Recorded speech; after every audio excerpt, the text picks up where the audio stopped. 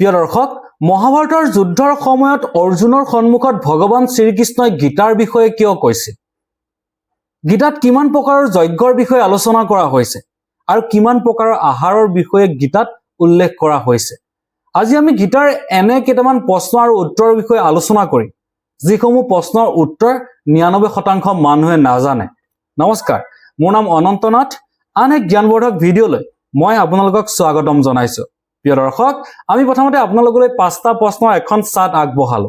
ইয়াৰে প্ৰথম প্ৰশ্নটো হ'ল, গীতাত কিমান প্ৰকাৰৰ আহাৰ আছে? সাত্বিক আহাৰ কি হয়? ৰাজসিক আহাৰ কি হয়? তামসিক আহাৰ কি হয়? আৰু গীতাত কিমান প্ৰকাৰৰ যজ্ঞৰ বিষয়ে উল্লেখ কৰা হৈছে? এই 5টা প্ৰশ্নৰ উত্তৰ এনে ধৰণৰ। গীতাত 3 প্ৰকাৰৰ আহাৰৰ বিষয়ে আলোচনা কৰা হৈছে। এয়া হৈছে সাত্বিক, ৰাজসিক আৰু তামসিক আহাৰ। সাত্বিক আহাৰ কি হয়? ৰসযুক্ত, স্নিগ্ধ আৰু স্থায়ী হয়। ৰাজসিক আহাৰ কি হয়? অতি তিতা, জ্বলা আৰু নিমখীয়া। তামসিক আহাৰ কি হয়? বাহি, পচা, জুঠা, যাক আমি কালিৰ ভাত বুলি বা কালিৰ আহাৰ বুলি কওঁ। গীতাত যজ্ঞ 12 প্ৰকাৰ, অৰ্থাৎ 12 প্ৰকাৰ যজ্ঞৰ বিষয়ে গীতাত উল্লেখ কৰা হৈছে। প্ৰিয় দৰ্শক, আৰু এখন চাৰ্ট মই আপোনালোকলৈ আগবঢ়ালো। জ্ঞান যজ্ঞ কি হয়? দৈব্য যজ্ঞ কি হয়? তপো যজ্ঞ কি হয়? যোগ যজ্ঞ কি হয়? আৰু স্বাধ্যায় যজ্ঞ কি হয়? প্ৰিয় দৰ্শক, এই 5টা প্ৰশ্নৰ উত্তৰ এনে ধৰণৰ। জ্ঞান যজ্ঞ শাস্ত্ৰ অধ্যয়নৰ বিষয়ে কোৱা হৈছে। দিব্য যজ্ঞত বস্তু দান কৰাৰ বিষয়ে কোৱা হৈছে। তপো যজ্ঞ কি হয়? ইন্দ্ৰিয়ক দমন কৰা হয়। যোগ যজ্ঞ কি হয়? অষ্টাংগ যোগ কৰা হয়। আৰু স্বাধ্যায় যজ্ঞ কি হয়? বেদ পাঠ কৰা হয়। প্ৰিয় দৰ্শক, আমি 10টা প্ৰশ্ন আপোনালোকলৈ উত্তৰ সহ আগবঢ়ালো। এবাৰ তৃতীয়খন চাৰ্ট মই আপোনালোকলৈ আগবঢ়াইছো। গীতাত দান 3 প্ৰকাৰ কি কি? সাত্বিক দান কি হয়? ৰাজসিক দান কি হয়? তামসিক দান কি হয়? আৰু গীতাত তপস্যাৰ 3 প্ৰকাৰৰ কি কি? প্ৰিয় দৰ্শক, এই 5টা প্ৰশ্নৰ উত্তৰ মই এবাৰ আপোনালোকলৈ আগবঢ়াবলৈ লৈছো। গীতাত দান 3 প্ৰকাৰ, আৰু সেই 3 প্ৰকাৰ দান হ'ল সাত্বিক, ৰাজসিক আৰু তামসিক। সাত্বিক দান হ'ল দেশ, কাল, পাত্ৰ চাই ফলৰ আশা নকৰাকৈ দান কৰাটো হ'ল সাত্বিক দান। আৰু ৰাজসিক দান কি হয়? ফলৰ আশাত কষ্ট কৰি দিয়া দানক ৰাজসিক দান বুলি কোৱা হয়। আৰু তামসিক দান কি হয়? অপমান কৰি অশুদ্ধ স্থানত প্ৰদান কৰাটো তামসিক দান। প্ৰিয় দৰ্শক, গীতাত তপস্যা 3 প্ৰকাৰ, কিন্তু সেই তপস্যা 3 প্ৰকাৰ হ'ল শাৰীৰিক, বাহ্যিক আৰু মানসিক। এই 3টা হৈছে গীতাৰ তপস্যাৰ বিষয়ে কোৱা হৈছে। প্ৰিয় দৰ্শক, এবাৰ আৰু এখন চাৰ্ট মই আপোনালোকলৈ আগবঢ়ালো। শাৰীৰিক তপস্যা কি হয়? বাচিক তপস্যা কি হয়? মানসিক তপস্যা কি হয়? বন পৰ্বত কি আছে? আৰু বিৰাট পৰ্বত কি আছে? প্ৰিয় দৰ্শক, এই 5টা প্ৰশ্নৰ সৈতে 20টা প্ৰশ্ন হ'ল। ইয়াৰে প্ৰথম উত্তৰটো হ'ল, শাৰীৰিক তপস্যা কি হয়? দেৱ, বিদ্য, যজ্ঞ, পূজা, ব্ৰহ্মচাৰ্য, এইখিনিক শাৰীৰিক তপস্যা বুলি কোৱা হয়। বাচিক তপস্যা কি হয়? সত্য, প্ৰিয়, হিতকৰ কথা কোৱাজনক বাচিক তপস্যা বুলি কোৱা হয়। মানসিক তপস্যা কি হয়? মনৰ প্ৰসন্নতা, মৌনতাক মানসিক তপস্যা বুলি কোৱা হয়। আৰু বন পৰ্বত কি আছে? 12 বছৰ বনবাসৰ কাহিনী কোৱা হৈছে। বিৰাট পৰ্বত কি আছে? 1 বছৰৰ অজ্ঞাতবাসৰ বিষয়ে উল্লেখ কৰা হৈছে। প্ৰিয় দৰ্শক, এইবাৰ আমি আৰু কেইটামান 5টা প্ৰশ্ন আপোনালোকলৈ আগবঢ়ালো। এই 5টা প্ৰশ্ন হ'ল, গীতাত গুণ কিমানটা? আৰু সত্বগুণৰ লক্ষণ কি হয়? ৰজোগুণৰ লক্ষণ কি হয়? তমোগুণৰ লক্ষণ কি হয়? আৰু গীতাত ক্ষেত্ৰ কি হয়? প্ৰিয় দৰ্শক, এই 5টা প্ৰশ্নৰ উত্তৰ এনে ধৰণৰ। গীতাত গুণ 3 প্ৰকাৰৰ, সত, ৰজ আৰু তম। সতগুণৰ লক্ষণ কি? প্ৰকাৰ, জ্ঞান আৰু সুখ। ৰজোগুণৰ লক্ষণ কি? লোভ, কৰ্ম আৰু অশান্তি। তপোগুণৰ লক্ষণ কি? অজ্ঞান, আলস্য আৰু মোহ। আৰু গীতাত ক্ষেত্ৰ কি হয়? শৰীৰ হয়। অৰ্থাৎ গীতাত ক্ষেত্ৰ কি বুলি কোৱা হৈছে? এইটো শৰীৰৰ বিষয়ে কোৱা হৈছে। প্ৰিয় দৰ্শক, আৰু এখন প্ৰশ্নৰ চাৰ্ট মই আপোনালোকলৈ আগবঢ়ালো। ইয়াৰে প্ৰথমটো প্ৰশ্ন হ'ল, ক্ষেত্ৰজ্ঞ কোন হয়? 1300 অধ্যায়ৰ নাম কি? যোগী গীতাত ভক্তৰ 4 প্ৰকাৰ কোন কোন? জ্ঞানী ভক্তক শ্ৰীকৃষ্ণই কি বোলে? উদ্যোগ্য পৰ্বতত কি আছে? প্ৰিয় দৰ্শক, এই 5টা প্ৰশ্নৰ উত্তৰ এনে ধৰণৰ। ক্ষেত্ৰজ্ঞ কোন? আত্মা আৰু পৰমাত্মা। 1300 অধ্যায়ৰ নাম কি? ক্ষেত্ৰজ্ঞ বিভাগ হয়। যোগী গীতাত ভক্তৰ 4 প্ৰকাৰ কোন কোন? ইয়াৰ উত্তৰটো হ'ল আৰ্ত, জিজ্ঞাসু, অথাৰ্থী আৰু জ্ঞানী। জ্ঞানী ভক্তক শ্ৰীকৃষ্ণই কি বোলে? মোৰ আত্মা বুলি কয় ভগৱান শ্ৰীকৃষ্ণই। উদ্যোগ্য পৰ্বতত কি আছে? যুদ্ধৰ প্ৰস্তুতি, শ্ৰীকৃষ্ণৰ শান্তিৰ বিষয়ে সেই পৰ্বত আলোচনা কৰা হৈছে। প্ৰিয় দৰ্শক, এইবাৰ আমি আৰু 5টা প্ৰশ্নৰ এখন চাৰ্ট আপোনালোকলৈ আগবঢ়ালো। গীতাত দৈব্য সম্পদ কি হয়? অসুৰী সম্পদ কি হয়? 1600 অধ্যায়ৰ নাম কি? দ্ৰুত ভীষ্ম পৰ্বত কি আছে? আৰু গীতাত সন্ন্যাস আৰু ত্যাগৰ পাৰ্থক্য কি? প্ৰিয় দৰ্শক, এই 5টা প্ৰশ্নৰ সৈতে 35টা প্ৰশ্ন হ'ল আৰু এই প্ৰশ্নসমূহৰ উত্তৰ এনে ধৰণৰ। গীতাত দৈব্য সম্পদ কি হয়?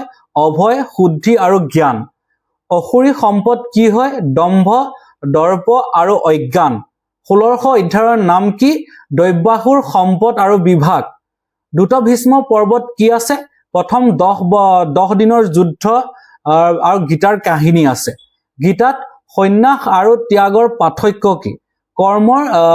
কাম্য কৰ্ম ত্যাগ, সন্ন্যাসৰ ফল ত্যাগ সমান ত্যাগ হয়। প্ৰিয় দৰ্শক, এইবাৰ আমি আৰু 5টা প্ৰশ্ন আপোনালোকলৈ আগবঢ়ালো। 1800 অধ্যায়ৰ নাম কি? গীতাৰ শেষত সঞ্জয়ে কি ক'লে? গীতাত কিমান দিন কোৱা হৈছিল? অৰ্জুনৰ বিষাদ কি হৈছিল? শ্ৰীকৃষ্ণই প্ৰথমে কি উপদেশ দিছিল? প্ৰিয় দৰ্শক, এই 5টা প্ৰশ্নৰ উত্তৰৰ সৈতে 40টা প্ৰশ্ন হ'ল আৰু এই প্ৰশ্নকেইটাৰ উত্তৰ এনে ধৰণৰ। 1800 অধ্যায়ৰ নাম কি? মুখ্য সন্ন্যাস যোগ। আৰু গীতাত শেষত সঞ্জয় কি ক'লে? যত কৃষ্ণ যত পাৰ্থ ততেই বিজয় হয়। প্ৰিয় দৰ্শক, গীতা কিমান দিন কোৱা হৈছিল? প্ৰায় 45 মিনিট ধৰি গীতা কোৱা হৈছিল। অৰ্জুনৰ বিষাদ কি হৈছিল? অৰ্জুনৰ বিষাদ হৈছিল স্বজনক মাৰিব লাগিব বুলি অৰ্জুনে বিষাদ কৰিছিল। অৰ্থাৎ আত্মীয়ৰ সৈতে যুদ্ধ কৰাটো অৰ্জুনৰ বাবে বিষাদৰ বিষয় আছিল। কৃষ্ণই প্ৰথমে কি উদ্দেশ্য দিছিল? আত্মা অমৰ, শোক নকৰিবা পাৰ্থ, তুমি যুদ্ধ কৰা। প্ৰিয় দৰ্শক, এইবাৰ আমি আৰু 5টা প্ৰশ্ন আপোনালোকলৈ আগবঢ়ালো। দ্ৰোণ পৰ্বত কি আছে? কৰ্ণ পৰ্বত কি আছে?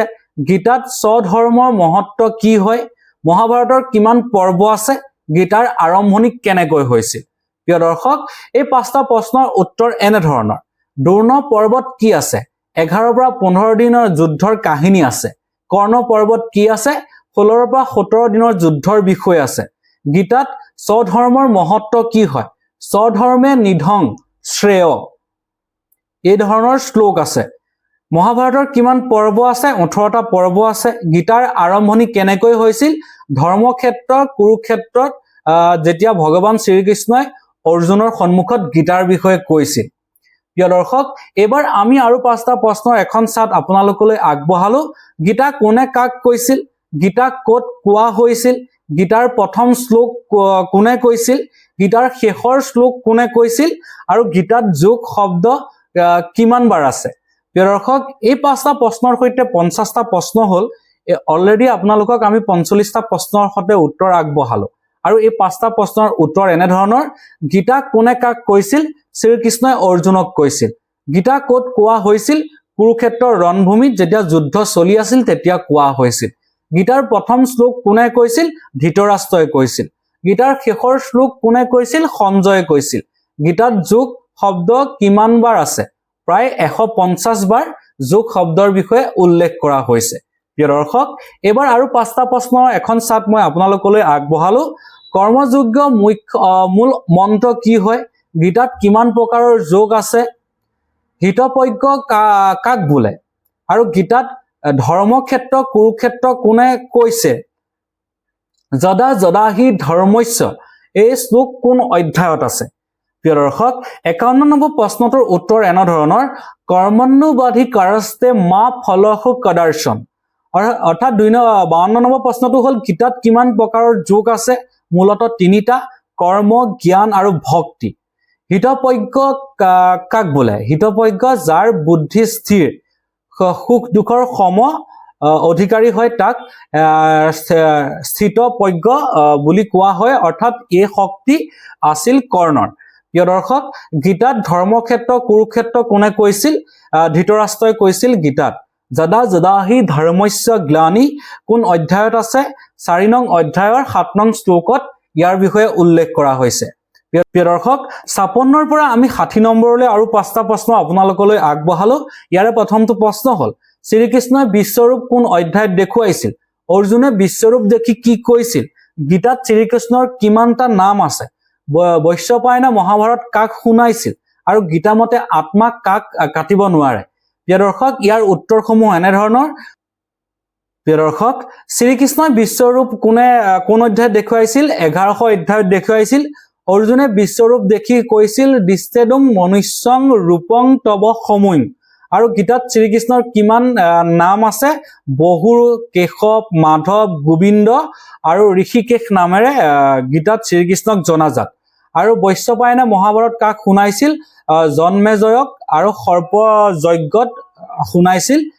মহাভাৰতৰ কাহিনী গীতামতে আত্মাক কাক কাটিব নোৱাৰে গীতামতে আত্মাই অস্ত্ৰচ্ছেদ কৰিব নোৱাৰে প্ৰিয় দৰ্শক আৰু এখন চাৰ্ট আমি আপোনালোকলৈ আগবঢ়ালো অৰ্থাৎ এইখন চাৰ্ট অন্তিমখন চাৰ্ট 61 পৰা 65 নম্বৰ প্ৰশ্ন ইয়াত 5টা প্ৰশ্ন আপোনালোকলৈ আগবঢ়াইছো ইয়াৰ প্ৰথমটো প্ৰশ্ন হ'ল সৌতিকে মহাভাৰত ক'ত কৈছিল গীতাৰ সাৰ কি হয় সৰ্বধৰ্মমান পৰিত্যাজ্য কোন অধ্যায়ত আছে মহাভাৰতৰ ৰচিতা কোন হয় ব্যাসদেৱে ক'ত বহি মহাভাৰত লিখিছিল প্ৰিয় দৰ্শক এই 5টা প্ৰশ্নৰ উত্তৰ এনে ধৰণৰ সৌতিকে মহাভাৰত নমস্যা অৰণ্যত সৌনকান্দি ঋষিক শুনাইছিল বা কৈছিল গীতাৰ সাৰ কি হয় নিষ্কাম কৰ্ম অৰ্থাৎ ভগৱানৰ শৰণ লোৱা হয় সৰ্বধৰ্মমান পৰিত্যাজ্য কোন অধ্যায়ত আছে 1800 অধ্যায় 66 নং শ্লোক আৰু চৰম শ্লোকত এই কথা উল্লেখ আছে মহাভাৰতৰ ৰচিতা কোন হয় মহৰ্ষি ব্যাসদেৱে ক'ত বহি মহাভাৰত লিখিছিল